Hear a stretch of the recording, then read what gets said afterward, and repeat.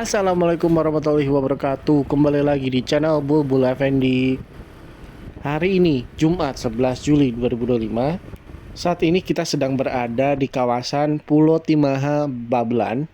Tentunya tidak lain dan tidak bukan adalah untuk meliput progres pembongkaran pemukiman ilegal yang ada di kawasan Pulau Timaha, Babelan ini. Saat video ini diambil, kebetulan merupakan hari ketiga dari pembongkaran kawasan Pulau Timaha yang sudah dilakukan sejak hari Rabu tanggal 9 Juli 2025. Di video sebelumnya kita juga sudah mengecek kawasan ini di hari Senin tepatnya. Di saat itu beberapa rumah atau beberapa bangunan sudah mulai dibongkar secara mandiri.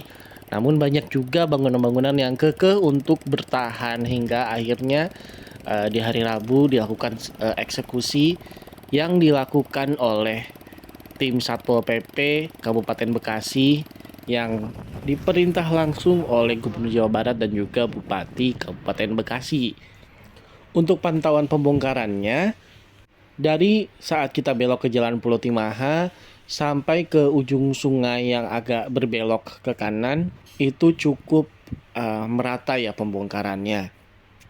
Saat kita kesini di hari Senin masih sangat padat, kiri kanan depan belakang masih banyak sekali bangunan-bangunan liar yang terutama digunakan untuk bangunan berdagang atau berjualan ya.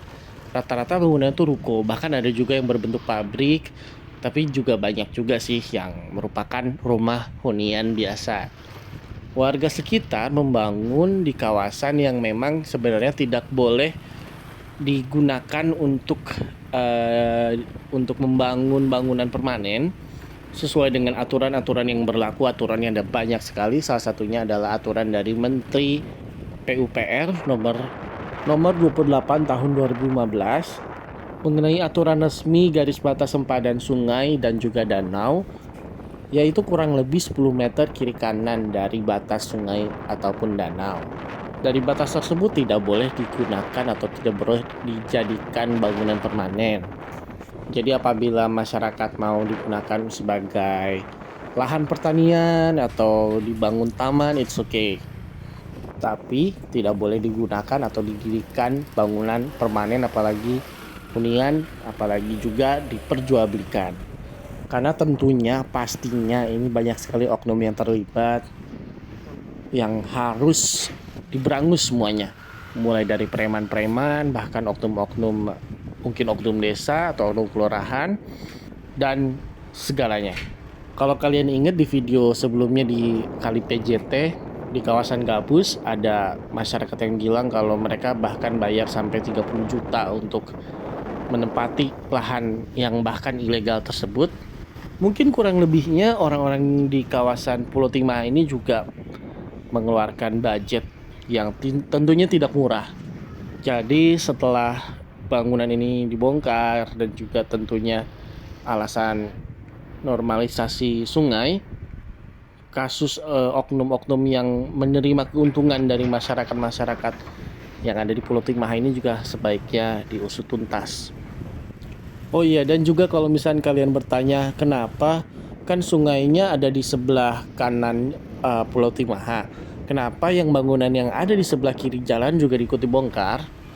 Berikut adalah tampilan dari Google Street View yang ada di tahun 2013. Terlihat jelas bahwa di sebelah kiri jalan itu ada saluran air atau saluran irigasi. Jadi kondisinya tuh persis seperti di kawasan Kali PJT yang kiri kanan dari jalan tersebut merupakan saluran air atau saluran irigasi atau sungai. Yang tentunya di tahun 2025 ini bekas dari saluran air yang ada di sebelah kiri itu sudah tidak ada lagi ya, sudah tertimbun. Dan kalau tertimbun seperti itu, jadi ingat kasus seperti kawasan atau seperti Kalimati yang ada di Tambun Selatan, di mana kalinya itu ditimbun hingga bahkan tidak terlihat lagi. Oke, di sini ada sedikit spanduk yang dituliskan oleh warga Pulau Timaha yang bertuliskan tolong kami Bapak Presiden jangan usir kami tanpa solusi dan kompensasi. Selanjutnya ada juga tolong jangan telantarkan kami anak-anak putus sekolah, mohon presiden. Oke. Dengan tanpa mengurangi rasa empati terhadap sesama manusia, menurut kami mereka diusir tentu ada alasannya. Tapi membangun rumah bernilai tinggi di atas lahan negara tanpa izin, lalu menuntut kompensasi saat ditertibkan, itu cukup ironi. Memang pemerintah tidak boleh semena-mena terhadap rakyatnya, tapi bukan juga berarti kalau semua yang melanggar aturan bisa berlindung di balik kata tertindas. Sementara untuk urusan kompensasi mungkin itu sudah ada pihak dari Kementerian Sosial atau dinas sosial terkait, apalagi juga tentang anak-anak yang tidak boleh sama sekali ada yang putus sekolah. Tentunya hal ini harus juga dipikirkan oleh pemerintah, baik itu pemerintah daerah, pemerintah Kabupaten Bekasi, ataupun pemerintah Provinsi Jawa Barat. Dan kalau ditanya nanti mereka tinggal di mana dan juga solusinya gimana, sebenarnya mereka tuh seharusnya dapat memilih dengan cerdas. Ketika mereka memiliki dana yang cukup untuk membangun hunian atau membangun usaha di wilayah yang legal, tapi mereka malah membangun di sebuah tempat yang merupakan tanah milik pemerintah atau tanah ilegal. Jadi ketika dibongkar ya resiko. Jadi pelajaran buat kita, cerdas-cerdaslah sebelum kita membuat atau kita memilih tempat untuk tinggal ataupun berusaha atau berdagang. Oke, sekian video kami kali ini. Sampai jumpa di video-video Bubble Effendi berikutnya. Ciao.